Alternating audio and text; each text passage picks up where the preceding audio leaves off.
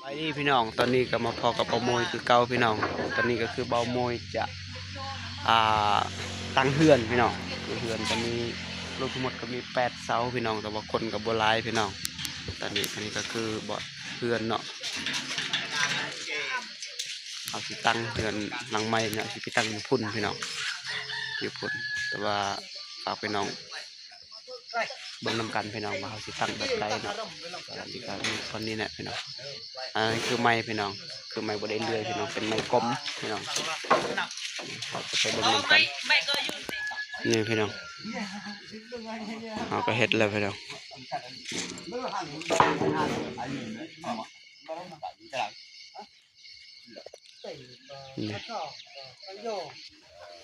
อันนี้ก็คือเฮือนหลังเก่าพี่น้อง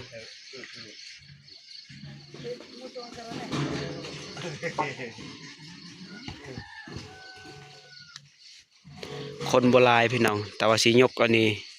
สิยกไปบอลพุ่นบอลอย่าวะกกไม่ซอดพุ่นไม่บุงพุ่นพี่น้องบอลนั่นแหละสิไปตั้งพี่น้องมาตรงต้องอเมริกันมิโกะอ่ำกันละตื้อต่อยามพี่น้องกันเลยตาตื้ออันนี้คนก็จะโบราณพี่น้องยาวก็ประมาณ4 เมตรพี่น้อง4 เมตรสาวสำนั้นแหละผมกวางยาวก็ได้ประมาณ6 เมตรพี่น้องสิเฮ็ดพี่น้องซ้ำเฮือนเก่านี่แหละนี่ก็คือเฮือนเพิ่นพี่น้องผู้นั้นก็คือเจ้าของเฮือนพี่น้องอันนี้ก็คือผู้มาซอยแต่ว่าผู้นี้ก็พิการพี่น้องพิการตีนอันนั้นก็จะเป็นเฮือนครัวอันนี้ก็จะเป็นเฮือนครัวพี่น้องเฮือนครัวของเทาเวอร์พี่น้องนี่ก็คือลูกชายเราก็เท่าแล้วนะก็คือเจ้าของเฮือนของบอนอยู่บอนทำมาหากินพี่น้องเราจะขึ้นเบิ่งไปนำกัน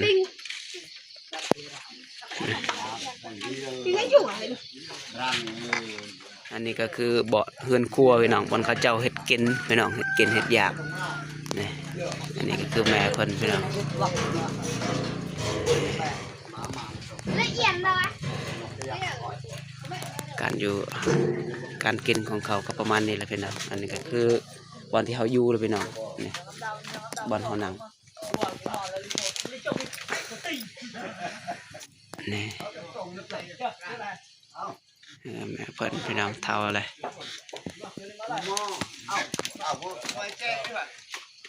พอดีตอนนี้เขาก็สิยกเสาแล้วพี่น้องแต่เบาโมก็สิลงยกเสาเพราะว่าบ่มีไผยกพี่น้องคนมันโบราณพี่น้อง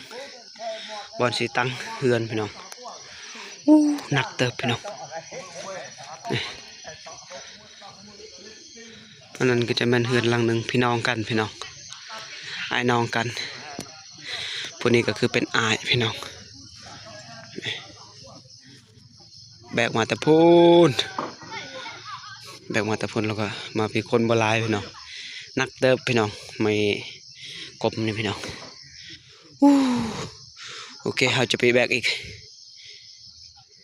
อันนี้พอดีเอาคนได้แล้วพี่น้อง3 อันแล้วพี่น้อง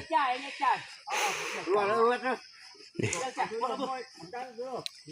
โอ้มือเติบไปพี่น้องหนักเติบแต่บอลเขาคนหนึ่งก็ประมาณ30 เมตรแล้วหอดหรือว่า20 เมตรแต่พุ่นหอดเด็กคนมันโบราณ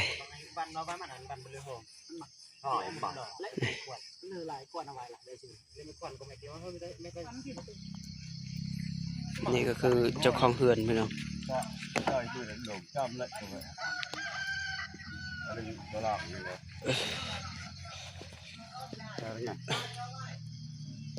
มันสร้างพี่น้องสร้างเฮือนหลังนี้พี่น้อง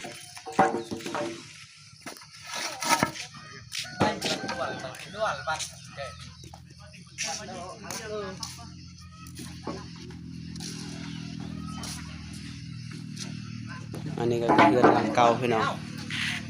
เรือนหลังเก่า เ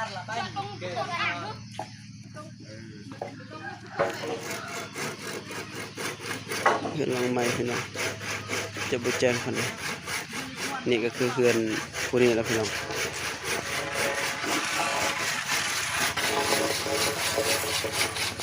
คนใหม่ตัวนี้เฮ็ดทุกคนพี่น้อง nói được khỏi đấy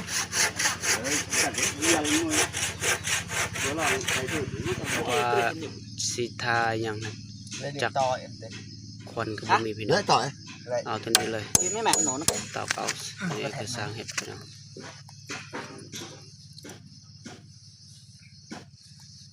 đỏ nó cả chả bị thăm mấy bạn nó nước kìa ồ này xăng đấyอะไรก็ไอ้คนไม่อันเกียร์อยู่นี่มก คนโบราณพี่น้องแต่ว่าเฮาก็เฮ็ด เกลือล่อง สวย ดอกไต้ดอก พอเพิ่นก็เท่าเติมแหละ แกะเรียม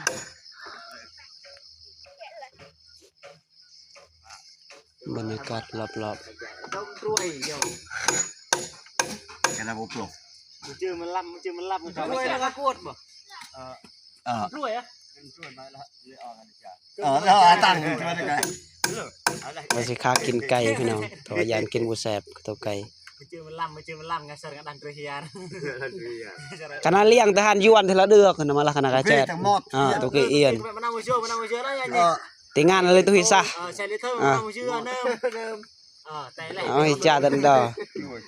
ว่าอยู่พุ่นมันก็มีหานเวียดใครขี้คร้านเฮ็ดกินก็ไปกินอยู่หานเวียดพุ่นก็ได้ไม่ได้ว่าจ่ายเอาแหละอย่าพอเพิ่นพี่น้อง กระเยอะแล้วตัวกันน่าใจนะแต่ไงมันน่าป้อนและทุกคนย้อนแต่ก็ไม่ได้ตั้งเลยตะอย่างนี้ให้มานี่มันมูเยอะไปจิต มึงจิตเยอะแปรแสน มันจะเยอะไปแสนนี่มันเด้อนะให้มาจานละ30,000พี่น้อง จิ้มกันเลยไงจ้าหมุนเกยเหี้ยอันละปลาเตปลาตา แต่ว่าน้อยเดียวเพราะว่าเฮาคนกินหลายพี่น้องเกิดกินบ่พอ อะไรตะก็ไม่พอที่กูอุ้งเป็นกิน นี่เฮาจะไปลุ้นนำกันพี่น้องสิตั้งเองนี่บ่เขามีคนมาหลายพี่น้องเอาลงทั้งหมดก็มีแต่1 2 3 4 5 6 7 8 9 10ประมาณ10คนนี่แหละ เนาะ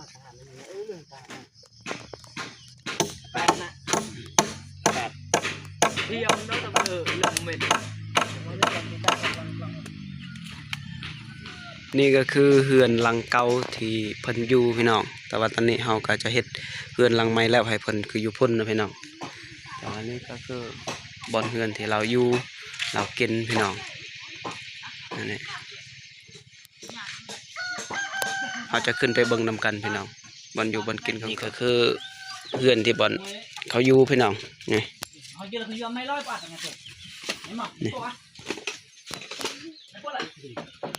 นี่คือแม่เพิ่น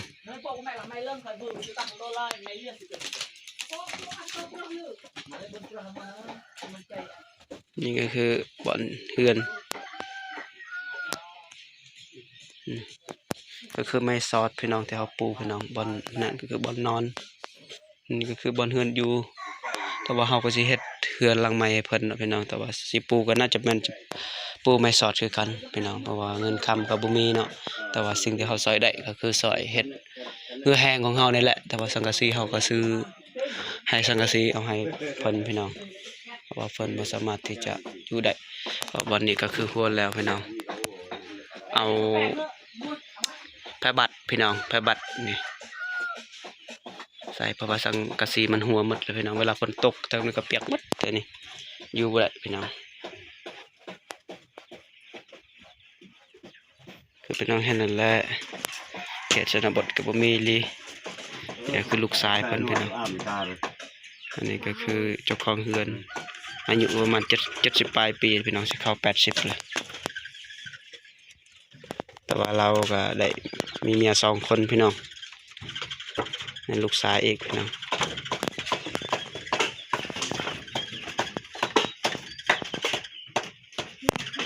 โอเคว่าเราสิตั้งเฮือนจังหน่อยฮอดประมาณสำใดพี่น้องครับมาเบิ่งนำกันอันนี้ก็คือเอามวยให้พี่น้องขึ้นมาเบิ่งอยู่ที่เทิงเฮือนหลังเก่าของเราอยู่นะพี่น้องอันนี้ก็คือเพิ่น เพื่อนตอนนั้นเมียนเกิบเมียนยังพี่น้องเพื่อนครัวก็คือจะประมาณนั้นแหละพี่น้องคนเห็ดมาซอยกับบัวลายพี่น้องอันนี้ก็พอดีเขาตั้งเลยพี่น้องตั้งแล้วอันหนึ่งพี่น้องคนบัวลายพี่น้องมัน5-6 คนบรรยากาศรอบๆพี่น้องตั้งเอง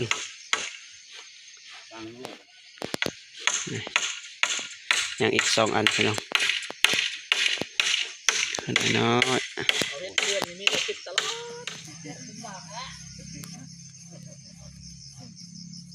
ยอดอะไร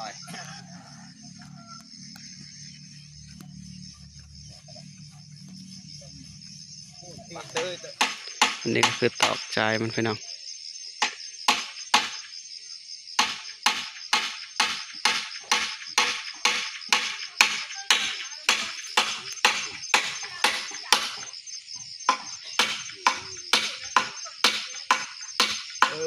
คนโบราณ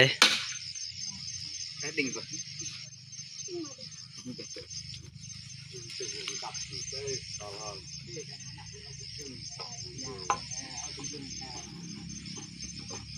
ไอ้มอนนั้นยาเบิด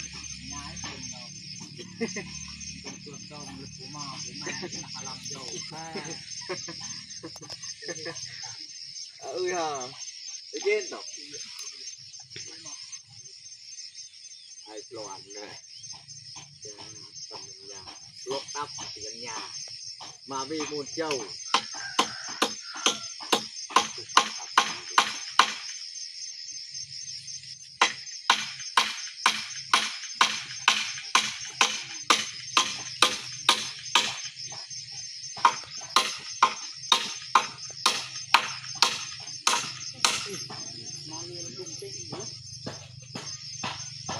ที่เขาตั้งแล้วพี่น้อง3 เสาพี่น้องรวมทั้งหมดก็คือ9 เสาแม่น3นะพี่น้องแต่ว่าเขาตั้งแล้วพี่น้อง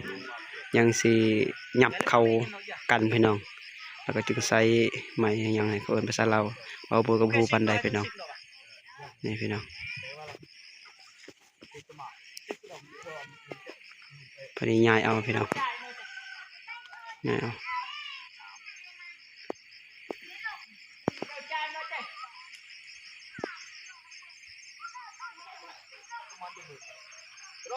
วัดเอ้ย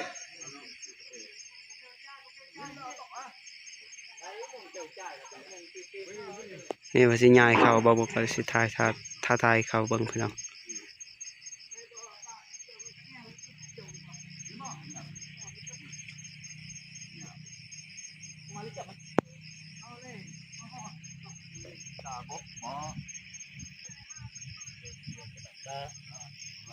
กี่แก้วอยู่ในกี่แก้ว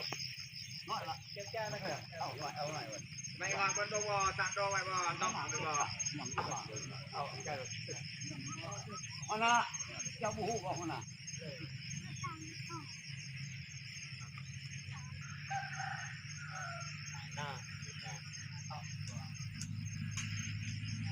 กำลังยังกันไปกี่ตั้งโทยหญ้าเลย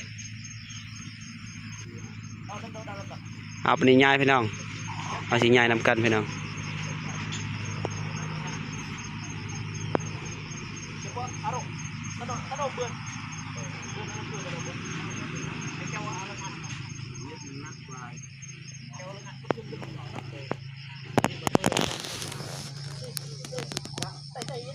แต่กูเล่นยันนารองไม่ตัดนั่นแหละแต่ไม่ยุ่งไปก็ไม่เจ้าดันดึงดิมวยดิเอามาสิไม่เจ้าจ่าย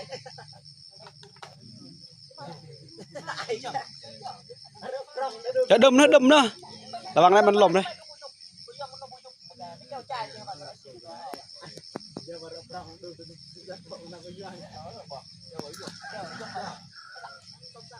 ง่ายไปนี่ระวังลมเด้อ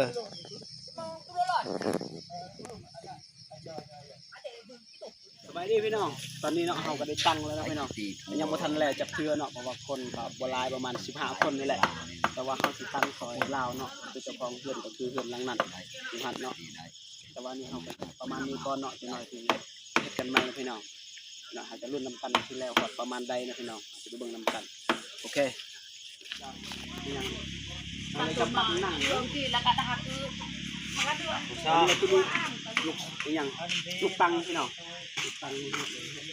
ตัวใหม่เนาะตัวใหม่ตัวใหม่ยันโบงพี่น้องก็เป็นแล้วอันนี้ก็คือเรื่องเก่าของเขาเวอร์พี่น้องยังพี่น้องเบิ่งแบบงามบ่งามแต่ว่านั่นเขาก็เฮ็ดซอยพี่น้องเฮ็ดซอยของเขาเวอร์โอเคอันนี้ก็พอดีสำเร็จแล้วนะพี่น้องเขาตั้งก็สำเร็จแล้วยังอันนึงยังไม่ทันได้ใช้ใหม่พี่น้องสำเร็จแล้วอันนี้ก็คือเบามวยก็สิปิดรายการสำนี้แล้วพี่น้องคือตอนนี้ก็เขาตั้งแล้วไม่รู้พี่น้องนี่ก็แล้วแหละมีแต่ว่าตอนนี้ก็ฮอต10 โมงยังเขาสิพักกินข้าวพี่น้องแล้วบางทีเขาสิเฮ็ดต่อหรือว่าเขาสิเฮ็ดต่อบางทีก็เบามวยก็บ่ได้สิทะบ่ได้ทายแหละเพราะว่าเมื่อนี้อากาศมันร้อนแล้วอันนี้ก็คือแล้วแหละประมาณสำนี้แหละโอเคฝากพี่น้องติดตามนะเด้อเพื่อเป็นกำลังใจเบามวย